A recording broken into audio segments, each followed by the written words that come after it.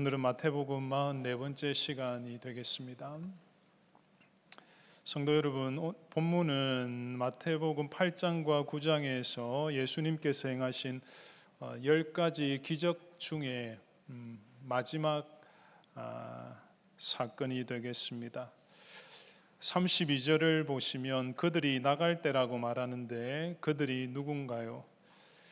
지난 주일 두 맹인이 예수님께 나와서 주님께서 머물던 집에서 치료받았습니다.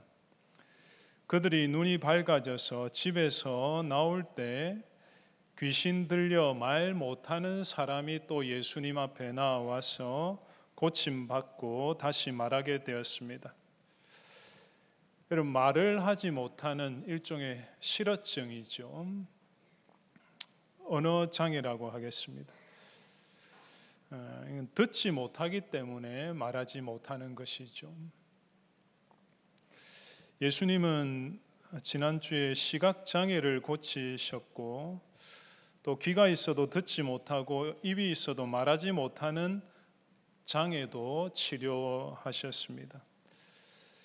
제대로 보지 못하는 사람, 듣지 못하고 말하지 못하는 사람들이 주님을 만나서 눈을 떠서 보고 듣고 말하는 사람으로 변화되었습니다. 여러분, 이 시간 말씀을 들을 때에 우리의 마음의 눈이 밝아져서 주님의 은혜를 발견하고 또 귀가 열려서 주님의 음성을 듣고 또 입이 열려서 아멘으로 화답할 수 있기를 원합니다.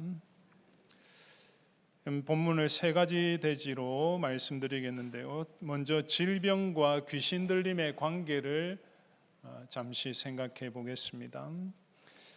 그 다음 두 번째로 말 못하는 사람을 고치신 사건의 의미가 무엇인지, 이 사건이 메시아의 표적임을 살펴보겠습니다. 마지막 세 번째로 예수님 행하신 일에 대한 반응, 어떻게 반응해야 하는지 또 다루겠습니다. 자, 첫 번째, 질병과 귀신 들림의 관계입니다. 여러분, 병에 걸리는 것과 귀신이 상관이 있을까요? 병은 육체적인 증상이고 귀신은 영적인 존재이기 때문에 별개라고 생각되십니까? 오늘 본문에 따르면 질병과 귀신 들림이 상관 있을 수도 있습니다. 본문에 등장하는 병자는 말을 못하는 실어증에 걸렸는데 특이한 점은 이 병의 원인이지요. 이 사람이 말을 못하는 원인이 무엇인가요? 귀신 들림 때문이었습니다.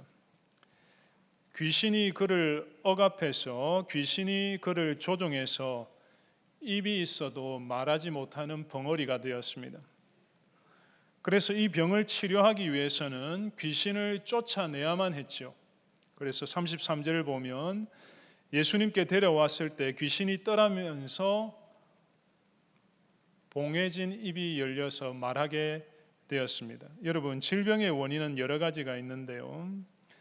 유전적인 것도 있죠. 또 환경적인 것도 있고 또 바이러스에 의한 또 감염으로 인해 발병할 수도 있습니다. 그리고 오늘 본문은 귀신에 의한 병도 있다는 것을 보여주지요. 여러분, 유사한 경우가 마태복음 12장에 보면 귀신 들려서 눈이 멀고 말 못하는 사람이 나오고요. 또 17장에는 귀신 들려서 간질을 앓는 경우도 있습니다. 여러분, 이 귀신의 정체가 무엇인가요? 귀신은 세상 사람들은 죽은 자의 영혼이라고 생각하지만 그렇지 않습니다. 귀신은 악한 영입니다. 귀신은 마귀의 부하 노릇을 하면서 하나님의 형상대로 지음받은 인간을 파괴하고 가정을 깨뜨리죠. 그런데 여러분, 한번 질문해 보겠습니다. 오늘날에도 귀신에 의한 병이 있을까요? 전혀 없다고는 볼 수 없겠습니다. 대표적으로는 무속신앙에서 말하는 신병이 있지요. 무병이라고도 하는데 특별한 병명이 없이 시름시름 앓거나 원인 불명의 통증에 시달리고 또 환각, 환청 같은 증상을 동반하기도 합니다. 악한 영에 의해서 전혀 다른 인격으로 바뀌거나 인격이 이중으로 분리되는 증상을 보이기도 합니다. 악한 영에 의해서. 이런 경우에 어떻게 하려고 합니까? 무속신앙에서는 내림굿을 해서 귀신을 받아들여서 무속인이 되거나 퇴마의식, 주술적인 그런 의식을 해서 잡귀를 떨어뜨리면 치료된다고 생각합니다. 그런데 여러분, 기독교에도 유사한 경우가 있습니다. 과거에 생각해 보시면 이단들이나 사이비 기독교 불건전한 기도원에서 환자들을 치료하기 위해서 어떻게 했습니까? 안수기도로 마귀를 쫓아내야 된다고 하면서 환자를 때리고 압박했죠. 안찰한다고 했죠. 그래서 안찰해서 사망 사건이 발생하기도 했습니다. 그럼 이것은 질병과 귀신 들림의 관계를 극단적으로 오해한 것이죠. 여러분, 우리가 알던 질환은 귀신에 의해서 유발되지 않습니다. 나이가 들어서 노화로 인해서 잘못된 식습관, 생활 습관 때문에 유전적이고 환경적인 요소들이 복합적으로 작용해서 발병하는 것이지 귀신 때문이 아닙니다. 그래서 질병을 혹시 앓더라도, 병이 있더라도 예수님의 이름으로 마귀를 대적하면서 기도할 필요가 없습니다. 물론 지금도 귀신에 의한 질병이 나타날 가능성을 완전히 배제할 수는 없어요. 왜냐하면 선교지에 처음 복음이 들어가면, 예수 그리스도의 복음이 처음 들어가면 귀신이 강하게 역사해서 육체적, 정신적인 문제를 야기할 수가 있습니다. 하지만 그렇더라도 생명의 복음, 이 구원의 복음의 빛이 비추면 귀신의 세력은 물러가고 모든 것이 회복되는 것입니다. 그런데 이것은 특수한 경우입니다. 일반적으로는 질병과 귀신을 연관시켜서는 안 된다는 것입니다. 그런데 여러분, 이 말씀을 들으시면서 구약 성경의 한 인물이 떠오르는 분들이 계실지 모르겠어요. 구약 성경에 사탄이 믿는 성도에게 병을 일으킨 경우가 있지요. 누구인가요? 욥입니다. 욥기 2장 7절에 보면 사탄이 여호와 앞에서 물러가서 욥을 쳐서 그의 발바닥에서 정수리까지 종기가 나게 한지라. 여러분, 사탄이 욥을 쳐서 종기가 발병했으니까 우리에게도 나도 사탄이 건드리면 질병이 생기는 것 아닌가, 내가 그 질병 때문에 고생하는 것 아닌가 오해할 수도 있겠죠. 하지만 여러분, 욥의 경우는 사탄이 주도적으로 욥을 멸망시키기 위해서 병을 일으킨 것이 아니죠. 욥의 신앙을 테스트하기 위해서 욥의 그 순전한 신앙, 변하지 않는, 어떤 상황에서도 변하지 않는 그 여호와 신앙을 테스트하기 위해서 하나님께서 사탄에게 허락하셔서 하나님의 주권 하에서 사탄이 그렇게 한 것입니다. 그러므로 사랑하는 성도님들, 우리가 믿는 우리가 일방적으로 마귀에게 당해서 질병에 걸릴 수가 있습니까? 그럴 수 없습니다. 물론 육체의 질병을 기회로 몸이 약해진 것을 사탄이 틈을 타서 우리를 시험하고 믿음을 공격할지는 몰라도 질병을 무기로 우리를 괴롭힐 수는 없습니다. 여러분, 아울러서 그리스도인으로서 우리의 몸, 우리의 신체, 우리의 육체를 바라보는 성경적인 관점을 분명히 할 수 있어야 되겠습니다. 고린도전서 6장 19절 보시면 다 같이 한번 읽어봅시다. 시작.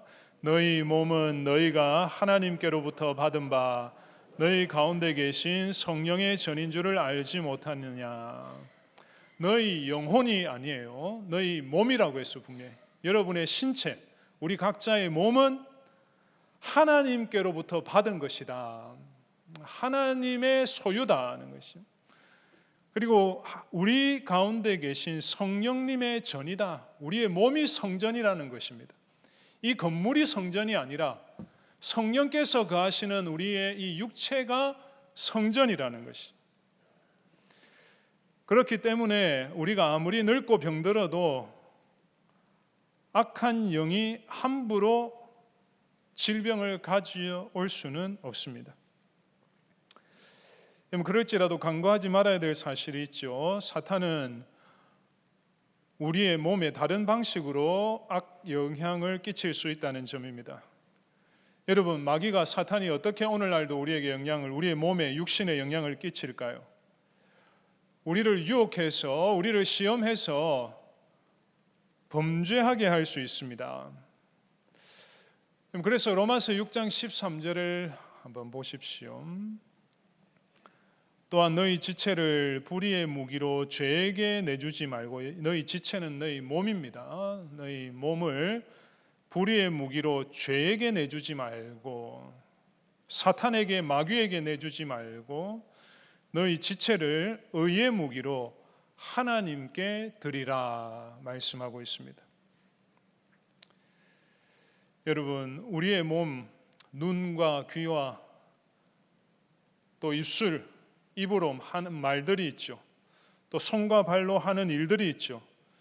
우리의 신체를 불의의 도구로, 죄의 도구로, 사탄의 도구로 내어 주어서는 안 되겠습니다. 우리의 몸을 하나님의 도구로, 의의 도구로, 사랑과 평화, 순종의 도구로 하나님께 드릴 수 있기를 간절히 소망합니다. 두 번째, 말 못하는 사람을 고치신 사건은 메시아의 표적입니다. 여러분, 지금까지 질병과 귀신의 관계에 대해서 성경적인 관점 한번 정리해 보았습니다. 이제 예수님께서 말 못하신 사람을 고치신 의미를 살펴봅시다. 여러분, 본문을 보면 귀신에 억눌려서 귀신에 묶여서 결박되어서 말을 못하는 사람을 예수님께 데려오니까 예수님께서 나가라고 쫓아내시지도 않았는데 알아서 도망쳐 버렸습니다. 귀신이 놀라서 물러간 것이죠. 여러분, 이 사건은 어떤 의미가 있을까요? 여러분, 이 사건은 단순히 귀신을 축출하고 벙어리를 고친 사건이 아닙니다. 이 사건은 메시아의 표적입니다. 예수님이 누구신지를 보여주는 것이죠. 예수님이 참된 메시아이시며 유일한 구원자이심을 증거하는 것입니다. 여러분, 구약 이사야 말씀을 보면 이 메시아 시대가 언젠가는 도래할 것을 예언하고 있는데요. 여러 구절이 있습니다. 이 메시아 예언이. 그 중에 오늘 본문과 상관 있는 한 구절을 이사야 말씀을 보겠습니다. 다 같이 한번 읽어볼까요? 시작. 그때에 맹인의 눈이 밝을 것이며 못 듣는 사람의 귀가 열릴 것이며 그때에 저는 자는 사슴같이 뛸 것이며 말 못하는 자의 혀는 노래하리니. 여기 보면 그때라고 시작하죠. 그때가 언제인가요? 하나님께서 약속하신 메시아가 이 땅에 오시는 때이죠. 메시아가 세상에 나타나시는 그때 여러 가지 현상이 일어난데 가장 먼저 어떻게 됩니까? 맹인의 눈이 밝아져서 보게 된다고 합니다. 그 말씀이 여러분 언제 이루어졌습니까? 오늘 본문 직전에 지난 주일 말씀에 이루어졌지요. 맹인의 눈을 뜨게 하셔서 보게 하셨습니다. 이 메시아 예언의 성취라는 것이죠. 그리고 오늘 본문에 못 듣는 사람의 귀가 열리고 말 못하는 자의 혀가 노래한다는 예언이 오늘 말씀에 이루어졌습니다. 그러므로 사랑하는 성도님들, 이 사건은 단순히 귀신을 몰아내고 병을 고치는 것이 아닙니다. 하나님께서 약속하신 참된 메시아 구원자가 이 땅에 오셨다는 것입니다. 이 사실을 분명히 믿고 확신할 수 있기를 바랍니다. 여러분, 그리고 맹인이 눈을 떴지요. 듣지 못하는 자가 들었지요. 말하지 못하는 자가 말하는 이 현상, 메시아의 표적도 단순히 육신적인 치유가 아니죠. 그 이면에 메시아 시대에 나타나는 영적인 치료를 내포하고 있습니다. 어떤 치료인가요? 영적으로 눈은 뜨고 있으나 영적인 눈이 캄캄해서 예수님을 보지 못하고 믿지 못하는 자들이 눈이 밝아져서 믿음의 눈을 들어서 예수님을 메시아로 인식하고 믿게 된다는 것입니다. 예수님께서 이 땅에 행하신 일들을 깨닫고 십자가와 부활의 진리를 깨닫고 예수님을 구원자로 믿는 것이죠.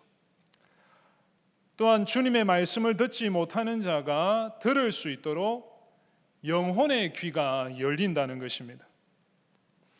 그리고 이렇게 영적으로 눈과 귀가 밝아져서 보고 듣게 된 사람은 어떻게 되는? 자동적으로 입이 열려서 예수님을 부르며 고백하게 되는 것이죠. 나의 주이십니다. 나의 왕이십니다. 나의 하나님이십니다. 입이 열린 것입니다. 사랑하는 성도님들, 여러분은 이 자리에 참석하신 여러분은 이런 변화를 경험하셨습니까?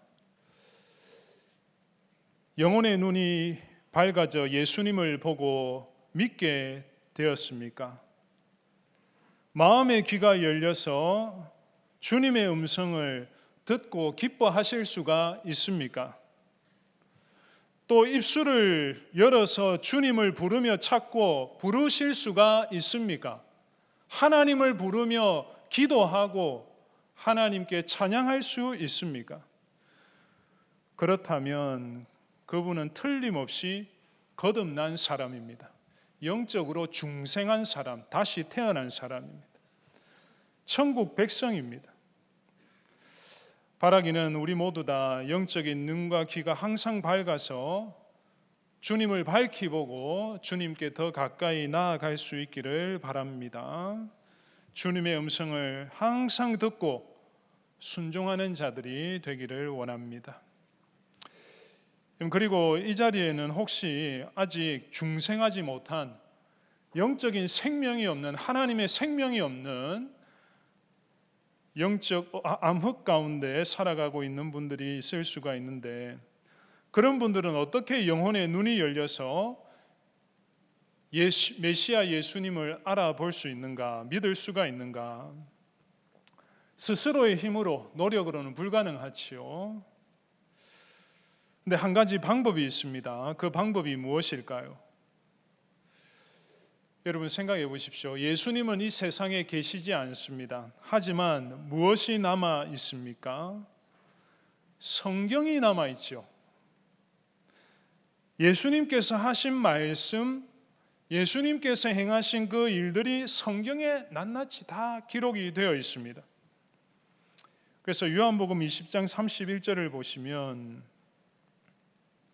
오직 이것을 기록함은 예수님의 말씀, 예수님께서 행하신 일들을 성경에 기록한 목적이 무엇인가? 너희로 예수께서 하나님의 아들 그리스도이심을 믿게 하려 함이요, 또 너희로 믿고 그 이름을 힘입어 생명을 얻게 하려 함이니라. 여러분, 그래서 우리가 성경을 통해서 성경의 충실한 가르침과 설교를 통해 예수님을 보고 인식하고 믿을 수 있습니다. 다르게 말하면 성경을 통해 영적인 눈이 열릴 수가 있고, 영적인 귀가 열릴 수가 있고, 입이 열려서 예수님을 믿고 나의 구주로 시인하게 되는 것입니다. 아직 믿음이 없는 분들에게, 중생하지 못한 분들에게 이러한 은혜를 베풀어 주시기를 소원합니다. 성경을 읽고 배우십시오. 설교를 주의해서 경청하십시오. 그럴 때 성령께서 귀를 열어주시고 마음을 열어주셔서 예수님을 보게 하시고 믿고 고백할 수 있게 하실 것입니다. 세 번째, 예수님께서 행하신 일에 대하여 합당하게 반응해야 합니다. 여러분, 지금까지 두 가지 대지를 다루었습니다. 먼저 질병과 귀신의 관계를 생각하면서 귀신의 활동으로 질병이 간혹 발생할 수도 있지만 신자의 몸은 성령의 전이기에 귀신이 직접적으로 병을 유발할 수는 없다고 했습니다.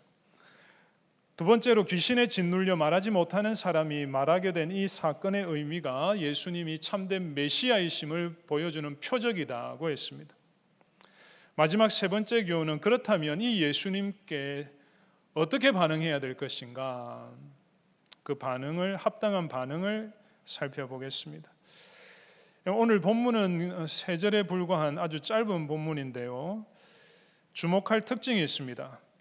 기적 자체는 아주 간단하게 소개하면서 사람들의 반응에 비중을 두고 있다는 사실인데요. 여러분, 이 말 못하는 사람을 고치신 사건은 8장 9장에 기록된 10가지 사건 기적 중에 마지막 기적인데 사람들이 어떻게 반응하는지를 강조하고 있습니다. 그래서 오늘 이 본문의 반응은 이 마지막 기적에 대한 반응일 뿐 아니라 지금까지 살펴본 10가지 기적 전체에 대한 반응이라고 하겠습니다. 그럼 두 가지 반응이 나타나는데 33절에 보면 무리들의 반응이 있고 두 번째는 34절에 바리새인들의 반응이 있습니다. 자, 먼저 무리들의 반응을 보십시오. 33절 보시면 귀신이 쫓겨나고 말 못하는 사람이 말하거늘 무리가 놀랍게 여겨 이르되 이스라엘 가운데 이런 일을 본 적이 없다 하되. 무리들의 반응은 한마디로 놀라는 것입니다. 와, 신기하다, 놀랍다, 예수님 대단하다, 정말 감동적이구나, 놀라는 것입니다. 이런 일을 본 적이 없다. 근데 여러분, 이런 무리들의 놀라는 반응은 처음이 아니에요. 마태복음 5장 8장, 이 8장 9장 이전에 한 세트인 5장 7장에서 예수님 산상수훈을 가르치신 후에도 무리들의 똑같은 반응을 남기고 있습니다. 7장 28절을 보시면 예수께서 이 말씀을 마치심에 산상수훈을 마치심에 무리들이 어떻게 반응했는가? 이 산상수훈에 놀랐다고 하지요. 그래서 이 무리들의 마태복음의 역할이 무엇인가? 산상수훈을 듣고 놀라고 10가지 기적을 보고 또 놀라는 것입니다. 놀라고 놀라기만 하는 것, 그것이 전부입니다. 더 이상은 없습니다. 무리는 주님 앞에 나와서 놀람을 넘어서 주님 앞에 무릎 꿇고 주님을 고백하지 않았습니다. 다윗의 자손이라고 시인하지도 않았습니다. 참된 메시아로 나의 왕으로 인정하지 않았습니다. 예수님을 믿고 그들은 따르지 않았습니다. 그저 놀라기만 했습니다. 사랑하는 성도님들, 우리도 지금까지 산상수훈 말씀도 다 들었어요. 마태복음 44번 설교를 듣고 있습니다. 예수님께서 행하신 10가지 기적도 다 살펴보았는데 그럼 우리는 어떻게 반응할 것인가? 혹시 여러분은 주님의 말씀을 듣고 놀라셨습니까? 귀신도 몰아내시고 폭풍 다스리시고 죽은 자도 살리시는 주님 권세 앞에서 위로를 받고 감동을 받으셨습니까? 힘을 얻으셨습니까? 그런데 여러분, 오늘 본문의 이 무리들처럼 되시면 안 돼요. 놀라고 감동받고 은혜받고 위로받고 힘을 얻는 것으로 끝나서는 안 된다는 것입니다. 예수님께서 원하시는 반응이 무엇인지 이 8장 9장에 중간중간 나왔었죠. 나를 따르라고 하셨습니다. 예수님을 따르는 제자가 되라는 것입니다.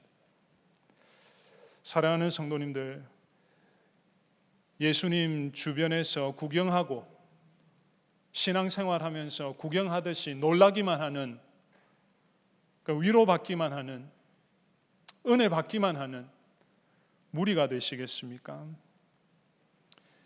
예수님을 나의 구주로 믿고 고백하며 진실하게 인격적으로 따르는 제자가 되시겠습니까? 무리가 되지 마시고 예수님을 따르는 제자가 되기를 원합니다. 피상적으로 무리처럼 예수님 주변에서 서성거리지 마시고 주님을 확실히 믿음으로 붙잡고 주님을 본받는 제자들 다 되기를 원합니다.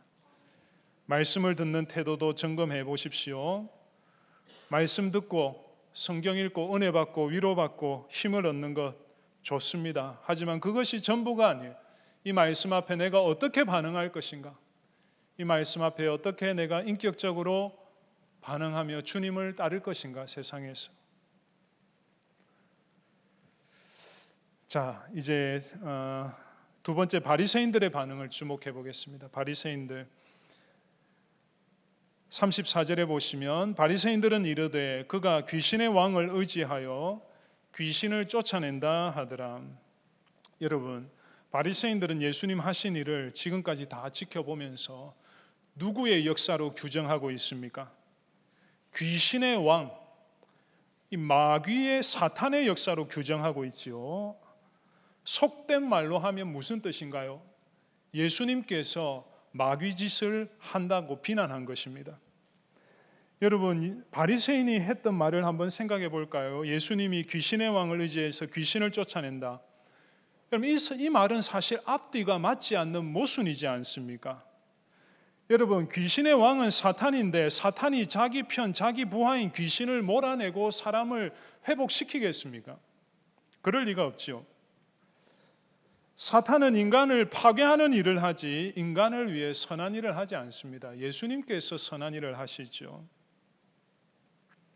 그런데도 바리새인들은 악의적으로 예수님을 비방하고 있습니다. 여러분, 왜 그들은 주님께서 하신 일을 인정하지 못하고 부정하면서 깎아내리고 폄하했을까요? 아마도 예수님의 인기와 영향력이 확대될수록 자신들의 입지가 불안했을 것입니다. 자기들의 입지가 좁아진다고 생각했겠죠. 예수님의 존재가 위협적으로 다가오면서 그들의 마음에 시기심이 작동했을 것입니다. 여러분,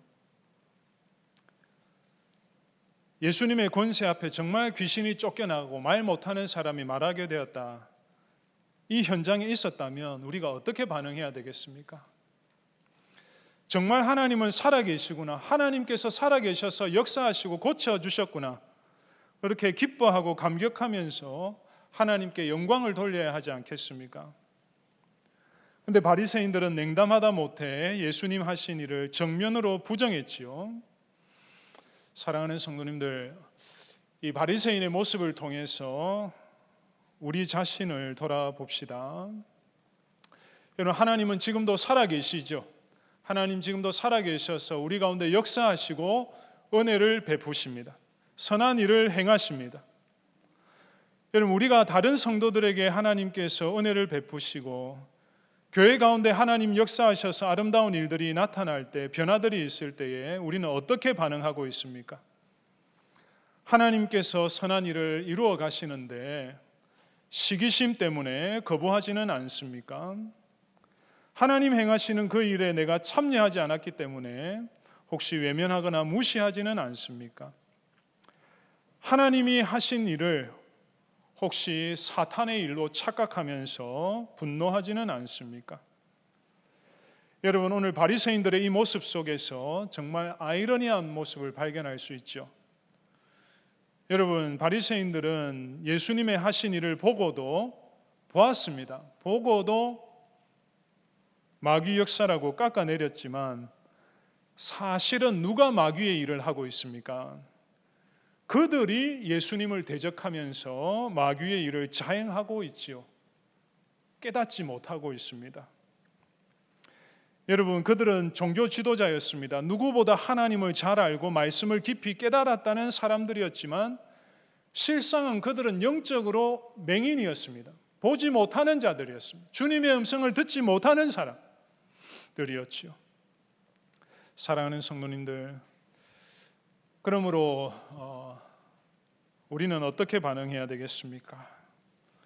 바리새인들처럼 반응하지 말고 하나님께서 행하신 일을 보고 그 은혜를 보고 발견하고 기뻐하며 감사할 수 있기를 바랍니다. 살아계신 하나님께서 역사하셨구나. 하나님께서 선한 일을 행하시는구나. 하나님의 이름을 높이며 찬송하는 저와 여러분이 되기를 간절히 바랍니다. 기도하겠습니다.